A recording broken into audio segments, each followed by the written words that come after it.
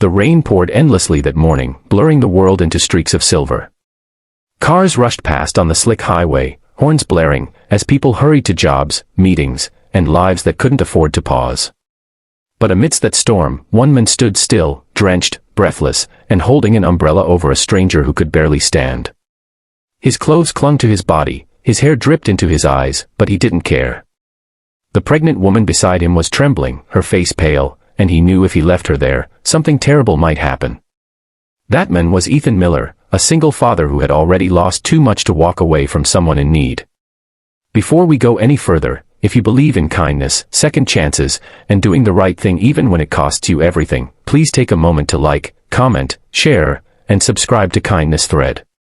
Your small support helps us keep spreading stories that remind the world what humanity truly means. Ethan had woken up that morning in a rush, juggling breakfast for his 6-year-old daughter, Lily, while packing her school lunch and ironing his only clean shirt. Ever since his wife had passed away 3 years ago, life had been a constant balancing act. He worked as a delivery manager at a logistics company, a job that barely paid the bills but kept food on the table. His boss was strict about punctuality, and Ethan had already been warned twice about being late.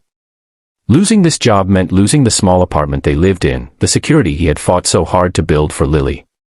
As he drove through the rain that morning, glancing at the clock ticking closer to 9 a.m., he knew he couldn't afford another warning. But when he saw a silver car pulled over on the side of the empty country road, hazard lights flashing, and a woman standing in the rain, heavily pregnant and visibly distressed, something inside him wouldn't let him pass by. He slowed down, debating with himself for a moment.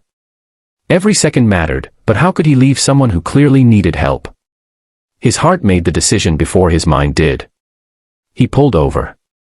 The woman was soaked, her dress clinging to her body, one hand holding her belly, the other trying to wave for help.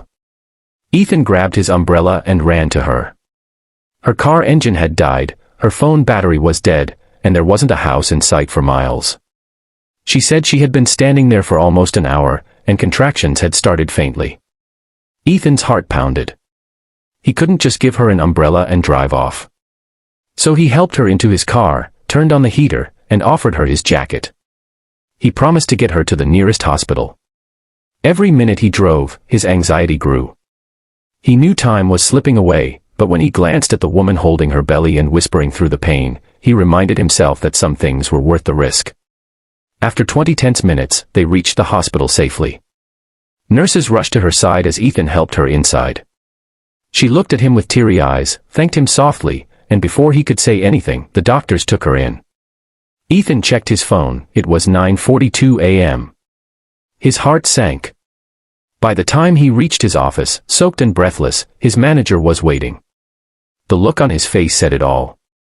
Ethan tried to explain, tried to tell the truth, but the words sounded like excuses to the men who didn't care. "You were late again, Ethan," his boss said flatly. "This company can't run on sympathy stories. You're fired." The world seemed to tilt. Fired. Just like that. Ethan's shoulders dropped as he gathered his things. He didn't argue, he didn't beg. He just nodded quietly and left the office, his eyes burning but his heart strangely calm. When he picked up Lily from school later, he smiled for her sake. She tugged on his sleeve and said, "Daddy, you're early today," and he just hugged her, whispering, "Yeah, sweetheart. I wanted to spend more time with you." The next few days were hard. Bills piled up, and Ethan spent his nights applying for new jobs online. But rejections came fast, some didn't even bother to reply. He sold his old watch to buy groceries and quietly prayed for strength. Still, he didn't regret what he did. Deep down, he knew he did the right thing. A week later, a letter arrived in his mailbox, a formal-looking envelope with no sender's name. Inside was a simple message. "Dear Mr. Miller, you are invited to an interview for a senior position at Horizon Logistics. Your presence is requested tomorrow at 10 a.m. HR Department." Ethan didn't remember applying there, but he went anyway. Dressed in his cleanest shirt and worn-out shoes, he took the bus across town to the tall glass building of Horizon Logistics, a company known for its massive reputation. When he stepped into the lobby, he was nervous but hopeful. The receptionist smiled and led him to the top floor. The doors opened to a spacious office, sunlight pouring through wide windows. And there she was, the same woman from that rainy morning. For a moment, Ethan froze. She looked radiant, her pregnancy bump gone now, replaced by calm elegance. She smiled warmly and said, "Mr. Miller, I'm glad you came." She explained that her name was Charlotte Hayes, and she was the CEO of Horizon Logistics, the company that had just invited him. The car that broke down that day had belonged to her, and she had never forgotten his kindness. She had tried to find him, and when she finally did, she learned how he lost his job because of helping her. Her voice softened as she said, "You didn't know who I was, but you still stopped to help. That's the kind of person this company needs." Ethan couldn't speak for a moment. His throat tightened as she continued, offering him a senior managerial position, triple the pay of his old job, with full benefits for his daughter. She even apologized for what he had gone through, promising that no act of kindness should ever lead to punishment. Tears welled up in Ethan's eyes as he whispered, "Thank you." For the first time in a long while, hope filled his heart. He accepted the offer and left the office feeling lighter than air. That evening, he took Lily to a small park. They sat on the swings as the sunset painted the sky in gold. She laughed as he pushed her higher, her hair flying in the breeze. He looked at her and thought, maybe, just maybe, the world still rewarded good hearts.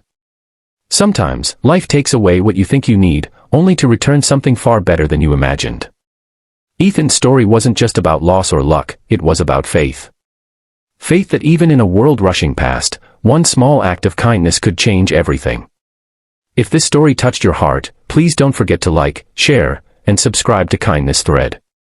Your support helps us bring more real, emotional, and inspiring stories to light. And before we end, here's a special request: speech balloon comment below and tell us, would you have stopped that day, even if it meant losing your job? Because sometimes, the smallest decision defines who we truly are. Stories of hope, humanity, and the power of simple kindness.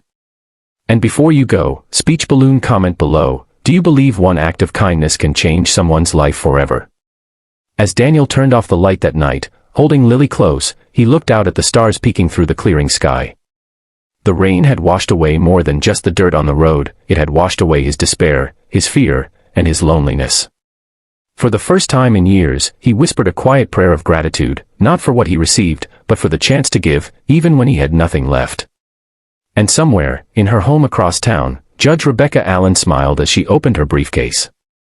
Inside, next to her case files, was the small, rain-stained card Daniel had given back to her when he refused her money. On it, in Lily's handwriting, were the words, "Daddy says kindness always comes back." The storm had passed. But the memory of that rainy day, of a stranger's selfless act, would forever remind them both that sometimes, fate doesn't need a courtroom to deliver justice. It only needs a little kindness.